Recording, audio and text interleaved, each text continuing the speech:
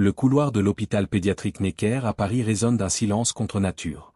Léa, 7 ans, n'a pas prononcé un seul mot depuis 3 ans, après le divorce traumatisant de ses parents. Sa mère, la docteure Claire Dubois, a tout essayé. Des psychologues, des thérapeutes, des spécialistes de toute l'Europe. Rien. Mais lorsque Thomas Moreau, père célibataire et humble agent d'entretien, s'agenouille devant la petite fille avec son seau bleu et son sourire, l'impensable se produit. Léa ouvre la bouche et murmure « Bonjour ». La mère éclate en sanglots en voyant le miracle qu'aucune médecine n'avait pu accomplir. Au 5e étage de Necker, dans le service de neuropsychiatrie infantile, le silence a un poids différent. C'est le silence des enfants qui ne peuvent ou ne veulent plus parler au monde. Claire Dubois, 38 ans, est l'une des neuropsychiatres infantiles les plus brillantes de France. Pourtant, face au cas le plus important de sa carrière, sa propre fille, elle se sent complètement démunie. Léa n'a aucune incapacité physique, aucun problème cognitif. Simplement, un jour, elle a décidé que le monde ne méritait plus ses mots. C'est arrivé pendant le divorce dévastateur avec Julien, son ex-mari, un avocat d'affaires qui a transformé leur séparation en une guerre juridique sans merci. Léa avait assisté à l'une de leurs disputes les plus féroces. Elle avait vu son père quitter la maison en claquant la porte. Elle avait entendu sa mère pleurer pendant des heures. Et depuis ce moment, le silence. Un silence qui a transformé Claire d'une mère aimante en une femme obsédée par la recherche d'un remède. Chaque jour, elle emmène Léa à l'hôpital. La petite fille s'assoit dans un coin du bureau maternel, colorie, lit, joue avec ses poupées, mais ne parle jamais. Les collègues de Claire se sont habitués à cette petite fille fantôme qui se déplace dans les couloirs comme une ombre. Thomas Moreau arrive le 6 mai. 35 ans, les mains calleuses de celui qui travaille dur et les yeux bienveillants de celui qui a connu la souffrance. Lui aussi est divorcé, père d'Emma, une fille de 8 ans qu'il voit une semaine sur 2. Thomas n'est pas qu'un simple agent d'entretien, il est le gardien silencieux des douleurs d'autrui. Dans les couloirs de l'hôpital, il a vu des espoirs naître et des chagrins mourir. La première fois qu'il remarque Léa, c'est 3 mois auparavant. La petite fille est assise par terre dans le couloir, pendant que sa mère participe à une réunion urgente. Elle porte une robe bleue qui la fait ressembler à une petite princesse triste. Ses yeux ont une profondeur qui n'appartient pas à une enfant de 7 ans. Thomas ralentit le pas. Quelque chose chez cet enfant le touche. C'est comme si Léa avait construit un mur invisible autour d'elle. Leurs regards se croisent un instant. Quelque chose passe entre eux. Thomas continue son chemin, mais il ne peut chasser de son esprit ses yeux tristes. Claire, de son côté, est trop absorbée par ses protocoles thérapeutiques, ses théories. Elle ne peut imaginer que la clé pour ouvrir le cœur de Léa se trouve dans les mains calleuses d'un homme qui gagne à peine le SMIC. Le jeudi de la 3e semaine de novembre, le destin décide de jouer sa carte. Claire reçoit un appel urgent pour une consultation aux urgences. Léa reste assise dans le couloir avec son livre de comptes et sa solitude. Thomas nettoie ce couloir quand il la voit. Cette fois c'est différent. Elle fixe le vide avec un regard si perdu que Thomas sent quelque chose lui serrer la poitrine. La fillette a les yeux remplis de larmes. Sans réfléchir, Thomas arrête son chariot et s'agenouille devant Léa. Ses mouvements sont délicats, calculés pour ne pas effrayer une créature si fragile. Avec douceur, il commence à parler de sa fille Emma, de comment elle aussi se sent parfois triste et seule. Léa le regarde avec une intensité croissante. Pour la première fois depuis des mois, elle semble vraiment présente. Vraiment ici. Thomas sort de sa poche un petit jouet qu'Emma a oublié. Un canard en caoutchouc jaune. Il explique qu'Emma l'appelle Coin-Coin et que c'est son meilleur ami pour le bain. Puis il se met à faire des bruits amusants en imitant le cri du canard. Et alors, c'est le miracle. Léa esquisse, pour la première fois en 3 ans, un sourire. Ses yeux s'illuminent légèrement et le mur invisible semble se fissurer. Thomas continue à jouer avec Coin-Coin, à inventer de petites histoires. Il ne lui demande jamais de répondre. Il n'exerce aucune pression.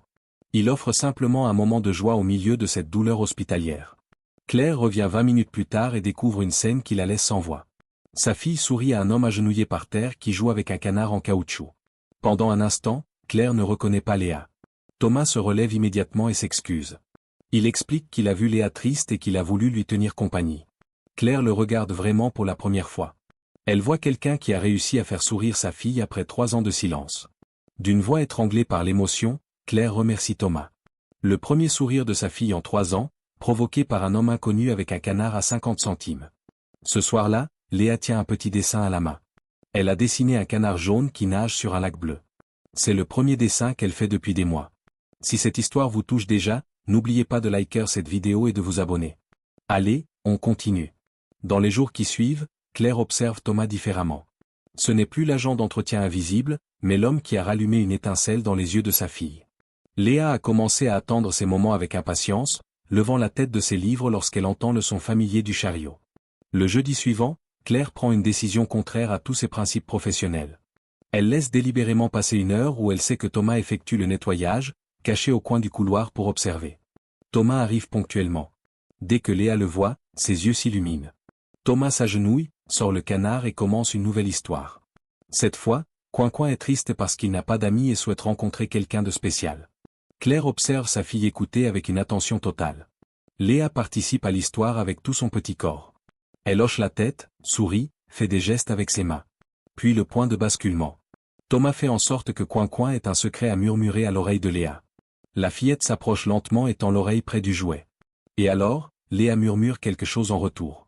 Claire voit clairement les lèvres de sa fille bouger avec l'intention de communiquer. Son cœur bat si fort qu'elle craint qu'on l'entende dans tout le couloir. Sa fille a parlé. Pour la première fois en 3 longues années. Thomas réagit avec une sagesse extraordinaire. Il ne fait pas de drame, ne gâche pas la magie du moment.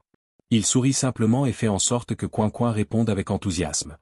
Cette nuit-là, Claire ne dort pas. Elle pense obsessivement à ce qu'elle a vu. Toutes ses études, toutes ses théories médicales n'ont pas pu obtenir ce que Thomas a réussi avec un jouet à 50 centimes et une histoire inventée. Le lendemain, Claire fait quelque chose qu'elle n'a jamais fait. Elle demande humblement à Thomas de lui accorder quelques minutes pour discuter de sa fille. Elle le retrouve pendant sa pause déjeuner, seul dans le jardin intérieur. Claire raconte toute l'histoire douloureuse, le divorce, les batailles juridiques, le silence qui a transformé sa maison en mausolée de mots non prononcés. Thomas l'écoute avec cette compréhension profonde qui ne vient que d'avoir souffert personnellement. Puis Thomas raconte sa propre histoire. Lui aussi a vu sa fille Emma souffrir de la séparation. Il a appris que parfois les enfants ne parlent pas parce qu'ils ont peur que leurs mots causent plus de douleur à ceux qu'ils aiment. Le silence devient alors un refuge sûr. La sagesse de Thomas ne vient pas des livres, mais de la vie vraiment vécue. Claire l'écoute avec un respect qu'elle n'a jamais accordé même aux collègues les plus brillants. Cet homme lui enseigne des choses fondamentales qu'elle n'a jamais apprises à l'université. La semaine suivante, Claire coordonne ses rendez-vous avec les horaires de Thomas. Thomas apporte de petites surprises, des animaux en gelée, des crayons de couleur, une boîte à musique. Le moment décisif arrive 2 semaines plus tard. Thomas raconte l'histoire de Coin-Coin qui se perd dans l'océan. À un moment, il s'arrête, confus. Il dit qu'il a besoin de l'aide de quelqu'un d'intelligent. Léa le regarde. Puis, d'une voix faible mais claire, elle dit, « Coin-Coin doit suivre les étoiles. » Claire, cachée derrière le coin, sent ses jambes se dérober. Sa fille a parlé. Une phrase complète, sensée. À partir de ce moment, Léa commence à parler de plus en plus avec Thomas. D'abord des mots isolés, puis des phrases, ensuite des conversations. Elle ne parle qu'avec lui, mais elle parle. Un soir, en rentrant, l'impensable se produit. Léa dit soudain, « Maman, Thomas m'a dit que Coin-Coin avait une maman qu'il aimait beaucoup. » Claire s'arrête immédiatement, les larmes coulant sur son visage. Après 3 ans de silence, Claire se retourne vers Léa. « Moi aussi je t'aime beaucoup, mon amour. » Léa sourit. « Je sais, maman. Thomas m'a expliqué qu'à certains moments l'amour est difficile à exprimer, mais il est toujours là. » Les mois qui suivent transforment Claire. En voyant sa fille revenir à la vie, elle comprend qu'elle s'est trompée. Elle a transformé son amour maternel en obsession médicale. Claire cherche des occasions de discuter avec Thomas, pour des conseils sur Léa et sur ses patients difficiles. Elle découvre une douceur authentique qui naît du choix de transformer la douleur en lien. Un jour, Claire prend conscience de ce qui se passe. Elle est tombée amoureuse de Thomas. Cette prise de conscience la terrifie. Mais ensuite elle regarde Léa, qui joue joyeusement, et comprend que l'amour véritable ne connaît pas les différences sociales. Le moment de vérité se produit lors d'une fête de l'hôpital. Léa dit, « Maman, pourquoi tu n'invites pas Thomas à venir à la maison ?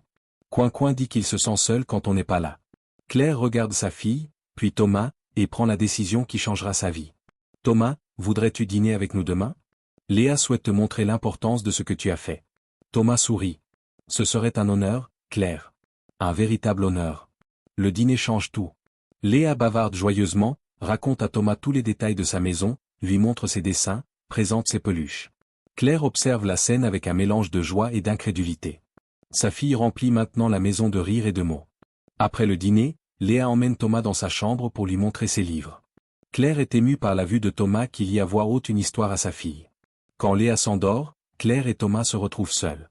Thomas raconte son histoire avec Emma, comment il a choisi de travailler à l'hôpital pour être utile, pour aider les enfants qui en ont besoin. Claire parle de ses sentiments de culpabilité, de comment elle s'est sentie en échec comme mère. Thomas l'écoute sans la juger. Il lui prend doucement la main et dit, « Claire, tu n'as jamais cessé d'être une mère merveilleuse. Léa a toujours su au fond de son cœur que tu l'aimais plus que ta propre vie. » Ces mots brisent la dernière barrière. Pour la première fois en années, Claire se libère et pleure sans retenue. Claire et Thomas se marient lors d'une cérémonie simple dans le jardin de l'hôpital, entourés des petits patients. Léa est la demoiselle d'honneur et Emma porte les alliances, deux enfants qui ont trouvé une nouvelle famille basée sur l'amour. Thomas devient travailleur social dans le service pédiatrique, utilisant sa capacité naturelle à se connecter avec les enfants.